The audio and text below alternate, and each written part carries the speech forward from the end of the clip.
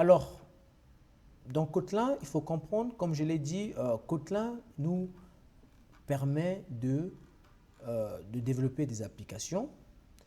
Et j'ai expliqué au départ que Kotlin a été codé pour travailler, pour fonctionner avec Java. Donc, vous avez la possibilité d'utiliser un certain nombre de choses de Java à l'intérieur de Kotlin. Donc, Kotlin, c'est comme une extension de Java. C'est comme Java rendu plus simple, mais qui va un peu plus loin. Mais il y a toujours été, il y a la possibilité donc de communiquer avec les composants Java. Donc, nous allons commencer par la récupération des valeurs que l'utilisateur aura saisies dans notre programme. Cela va se faire à ce niveau parce que nous voulons que ce code-ci soit un code qui va être affiché, qui ne sera pas affiché, mais nous voulons que l'utilisateur puisse rentrer ce code lorsque nous allons lui demander voilà, de rentrer son code. Nous voulons que ce code soit repris dynamiquement par le système plutôt que de pouvoir le faire statiquement. Donc, pour récupérer les valeurs saisies par l'utilisateur, nous allons utiliser la classe scanner. Mais avant d'utiliser scanner, nous allons faire une chose. Nous allons tout simplement commenter tout ce qui est ici. Commenter veut tout simplement dire n'exécute pas les instructions qui sont sous commentaire. Donc pour commenter, c'est très simple. On va sélectionner la partie qu'on aimerait commenter. On vient dans code ici. Et puis on vient donc commenter avec bloc de commentaires ou bien comment with block comment. Donc on va sélectionner là et il va mettre tout le code en commentaire. Il n'y a rien de bien compliqué, c'est juste ce signe qui est ajouté ici et de l'autre côté ici. C'est ça qui fait notre commentaire. Donc ça s'appelle un commentaire multiligne. Mais nous avons aussi la possibilité de commenter une seule ligne en mettant slash slash. En mettant slash slash, deux slash, nous commentons ainsi une ligne. Donc cette instruction ne sera pas prise en compte lorsque notre programme sera exécuté. La preuve en est que, en exécutant mon programme, vous allez remarquer que le programme va s'arrêter ici. Je n'aurai que la partie bienvenue et entrez votre code. Ça tombe bien parce que c'est tout ce que nous avons besoin. Nous voulons récupérer maintenant ce que l'utilisateur va saisir. Donc pour le faire, on va utiliser la classe scanner. Donc je vais faire ceci pour récupérer les valeurs. Donc je vais venir ici un peu plus haut. Je vais créer une variable qu'on appelle scanner. Écrivez tout ce que j'écris sans pour autant vous poser des questions pour l'instant. Et je vais vous expliquer pourquoi je fais tout ça. Alors, en écrivant in, je vois que le système me propose ce in là. Je le sélectionne. C'est tout. Et là, j'aurai une petite erreur. On me dit qu'il ne trouve pas scanner. Vous appuyez tout simplement sur Alt Entrée. Il va vous proposer d'importer la classe scanner. Donc, et importer la classe scanner de ce package ici, ce chemin-ci. Un package, c'est tout simplement le chemin où se trouve ce que nous voulons importer. Donc, vous allez importer cette classe du package java.util.scanner. En le faisant ainsi, nous avons donc cette classe qui est importée. Alors, je viens tout simplement de parler tout à l'heure de variables. Les variables, au fait, pour ceux qui ne connaissent pas vraiment, ceux qui sont tout à fait totalement débutants, les variables, prenez les variables comme étant, c'est comme des pots dans lesquels on dépose, c'est comme des contenants dans lesquels on met le contenu. Donc, vous avez besoin de stocker de l'eau quelque part, eh bien, vous allez faire recours à un récipient, à un seau, à un gobelet, en tout cas, quelque chose qui va retenir de l'eau pour vous permettre de réutiliser cette eau à n'importe quel moment. Donc, c'est la même chose avec les variables. Les variables permettent de stocker les données parce qu'un programme informatique manipule les données et donc on va se servir des variables pour pouvoir stocker ces données-là et pouvoir être capable de les réutiliser dans les autres endroits de notre programme. Donc ici, nous avons créé une variable scanner. On va l'appeler peut-être scanner. La variable scanner a comme objectif d'écouter ce que l'utilisateur va saisir ici et de récupérer les valeurs que l'utilisateur aura saisies. Donc, retenez ça tout simplement de cette manière. Je ne vais pas trop donner des commentaires sur cette classe pour l'instant parce que nous aurons un chapitre dédié uniquement aux objets. Donc, nous allons voir tous ces objets, vous allez mieux comprendre. Mais pour l'instant, retenez qu'on utilise Scanner pour récupérer les données qui sont saisie par l'utilisateur depuis la console. Donc, une fois que nous avons scanner, nous avons besoin d'une variable également, puisqu'il est question de récupérer le code USSD que notre client aura saisi. Donc, nous allons ici récupérer ce code à l'intérieur et nous allons le stocker dans une variable. Donc, nous allons créer une variable qu'on va appeler code USSD. Nous allons créer la variable et nous allons attribuer à cette variable la valeur que l'utilisateur aura saisie dans notre programme. Pour attribuer une valeur à une variable, on utilise égal. Donc, en faisant égal, nous lui disons, on crée une variable qui va être dans la valeur. Voilà, ici, on définit le contenu. Ça, c'est le contenant. Et ici, après égal, on met le contenu. Donc, ici, nous lui disons, tu vas récupérer la variable, tu vas prendre sc.nextLine. Voilà. Pas sc, pardon, c'est scanner. Oups. Nous avons créé la variable scanner. Donc, ne vous embrouillez surtout pas. Ici, nous sommes en train, cette instruction permet de dire, après l'instruction entrez votre code, nous nous attendons à ce que l'utilisateur écrive une valeur. Cette valeur, une fois écrite, tu vas la prendre et tu vas la mettre à l'intérieur de ce conteneur, à l'intérieur de cette variable. Pourquoi? Parce que nous avons besoin de cette variable.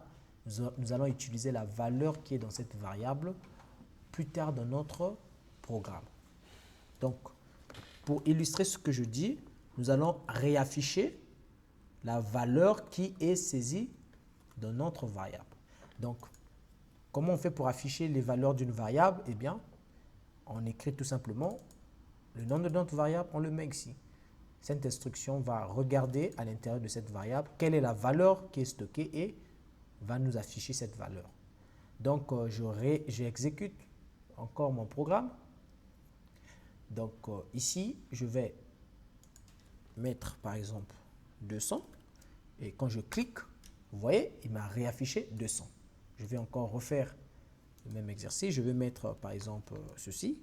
Je réaffiche, il m'affiche encore la même chose. D'accord? Je peux aussi faire ce qu'on appelle par l'interpolation, c'est-à-dire, je pourrais lui dire ma valeur saisie, le code saisi est, et j'appuie sur $ et je mets code USSD. En faisant ainsi, je suis en train de lui dire, j'aimerais que tu m'affiches ce message et à ce niveau, j'aimerais que tu prennes la valeur qui est stockée dans cette variable.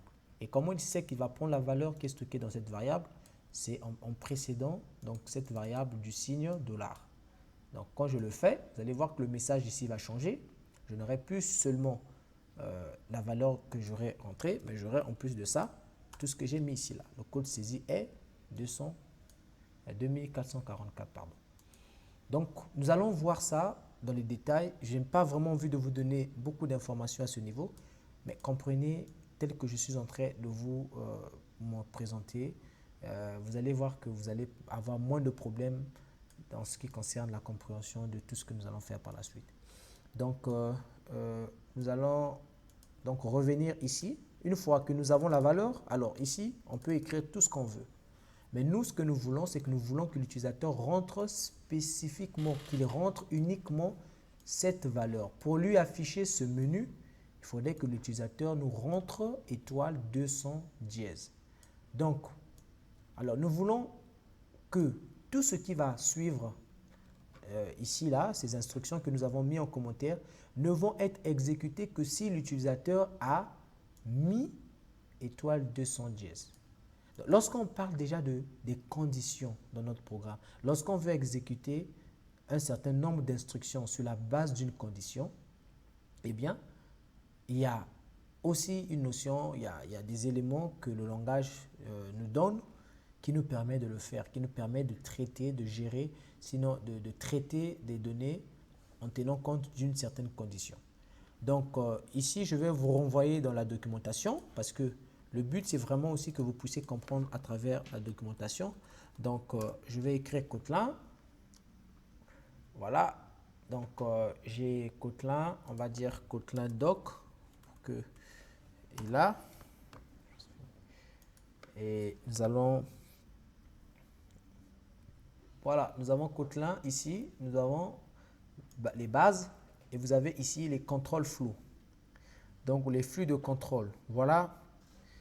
Donc je vous conseille vivement de venir lire toute cette section. Cette section va vous permettre, vraiment, vous allez comprendre c'est quoi les flux de contrôle et tout ce que je vais expliquer dans le code. Pour ceux qui ne comprennent pas l'anglais, vous avez une extension Google Chrome qui permet de traduire les pages dynamiquement.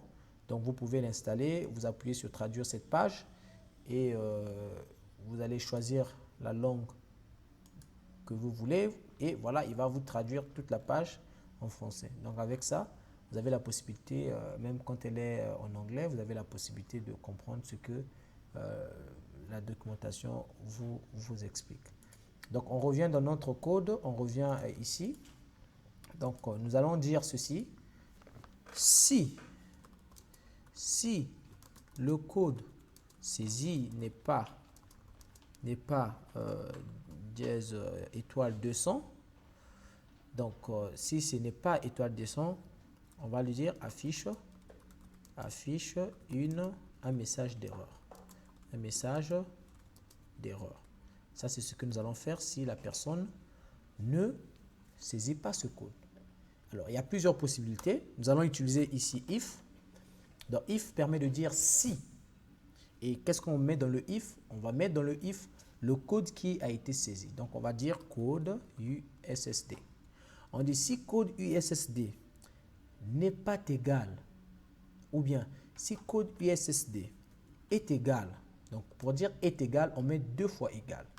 Sachez que égal ici permet d'affecter une valeur dans une variable, tandis que double égal permet de comparer les valeurs de 2 variables. Donc ici, nous allons comparer les valeurs. Nous allons dire si code USSD n'est pas égal à étoile 200, ok, et dièse par la suite ici. Donc si c'est égal à ça, dans ce cas, tu vas exécuter. Dans ce cas, on va faire quoi?